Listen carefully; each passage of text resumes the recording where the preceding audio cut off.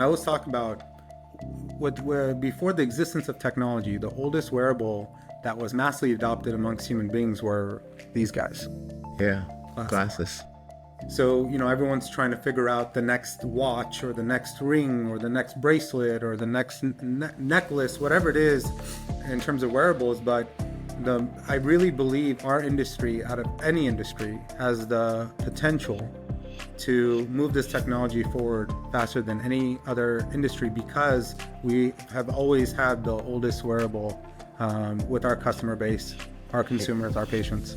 Yeah, and the prevalence of eyewear is something that I notice all the time because it's kind of like you notice what you do, right? So I see how many people are wearing some form of spectacle, whether that's prescription or sunglass, and the thought that you could include so many other types of things in that device that they need to wear anyway is really, really interesting. And it's really why a lot of the research that I know about is aimed towards figuring out how to make these things better and smarter.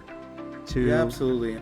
But it doesn't have to be a wearable. I mean, if you think about the power of this technology, it could be just other things that it can do in our world, right? So whether it's how patients interact with doctors, how consumers interact with, retail businesses, and we're in both. Our industry's always been in both. And I think there's a lot of potential beyond collecting information from wearables. But there is, I think, a tie to wearables and healthcare that's going to be something we'll see during our lifetime. I think you're exactly right. And I think we're starting to see some of those things materialize today. And with people like you on the forefront of kind of thinking about what can be next, I think that you're gonna head in a direction that maybe we're not actually thinking about yet, but will be surprisingly interesting over the course of the next several years. I'm always learning, and I get humbled quite often. But I will say one thing that I've always believed, even going way back to, we saw Google Glasses come out one day. Yeah. Right. Yeah. And we saw, oh my gosh, you can start to use your eyewear as a form of technology. And then there were some things that didn't work out so well for them. But then as you see these new iterations of technology that is, included in eyewear, smart eyewear specifically, you start to realize the potential there. And, Mark Zuckerberg even said the future of how we use our mobile devices is going to be through our eyewear. And what's funny is I'm no Mark Zuckerberg, so nobody heard me say it, but I always believed it. I've always told all my friends, I said, this is the future of your cell phone, and your smartphones specifically. And everyone's like, yeah, maybe not. But what made it difficult to process for us was the fact that the hardware was so big. So it ties back to your very important and pertinent comment, which was, everything is becoming small enough. Yeah. To make it possible. If you Google hard enough, you'll find some video of me on YouTube with Google Glass way back then, because it was one of those things where we're trying to figure out, can you make them more accessible? How are people going to interact and use them? And to your point, there were lots of things that were not fantastic about Google Glass, but the innovation is really one of those things that set the wearables forward, right? And then as we fast forward, I mean, there are products out there that people are clamoring for. Over the holidays, I went into some of the big box stores because you're always thinking what technology is out there, what can I give as a gift, and I was really surprised to see Metas as an example, which are a frame product for those who are not familiar, that have both listening and cameras built into the frame, and it allows you to interact with your environment without having to have that phone screen up in front of you for thinking things like video or photos, etc. And there were lines of people trying to get these things from big box stores, right? And so what started as Google Glass and maybe not the most successful thing is going to continue to evolve into products that everyday people want. Absolutely. And I think you said something that resonates with me. You said to be able to interact with your environment. And one of the things that, smartphones do for us every day is it actually takes us away from our environment. And people who have it out, you go, you're not being present.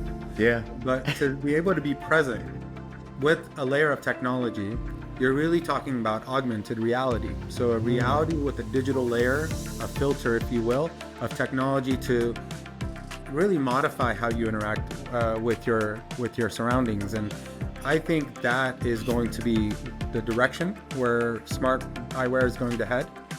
And also going to be really cool to see. I mean, you and I could be at a cafe, the same cafe, but I'm listening to different music than you are because we have different jams. Maybe you got jazz going on. Maybe I got a little bit of Tupac going on. Whatever it is, right? And then you know, I've got a different lighting environment or a different art in that same cafe that we're both hanging out in and having a cup of joe. So it's really neat to see the future of where this is headed. And also, you know, for our colleagues, you know, in the eye care space, our patients will be interacting with us differently in the exam lane, right? They'll have different symptoms, different things. There's a lot of things that we don't know in terms of vision performance. You know, I was one of the folks who created the Vision Performance Center at Stanford University, and one of the things we were trying to figure out and do research on is how long can someone interact in a virtual reality headset before vision performance declines? And that can mean a number of things, right? Whether it be field of view, endurance, accuracy, multi-tracking, detection, all these different things. These are the things that we are going to have to catch up on as technology advances, and then our patients come to us with new concerns or different types of symptoms that maybe we weren't aware of, or questions we aren't used to asking. Yeah, that's a really, really good point. The computer-human or human-computer interaction is something that is changing over time, and there are significant things that we as human beings have now as symptoms and diagnosable disorders because of our interaction with computers or computer-like work, right? So if you think about a carpal tunnel as just an example, carpal tunnel, it's not prevalent or as prevalent until we began to type as much as we type. And when we started using computers as much as we use computers with the mouse and the keyboard, it became even more prevalent, right? And so you're exactly right. What are the things that visually we're going to end up diagnosing or having to name because of our changes in our interactions with our technology? If you enjoyed that clip, click up here and see the full episode. Make sure you also subscribe so you don't miss anything new.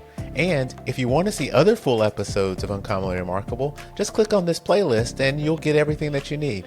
Thanks for taking the time, and we look forward to seeing you next time on Uncommonly Remarkable.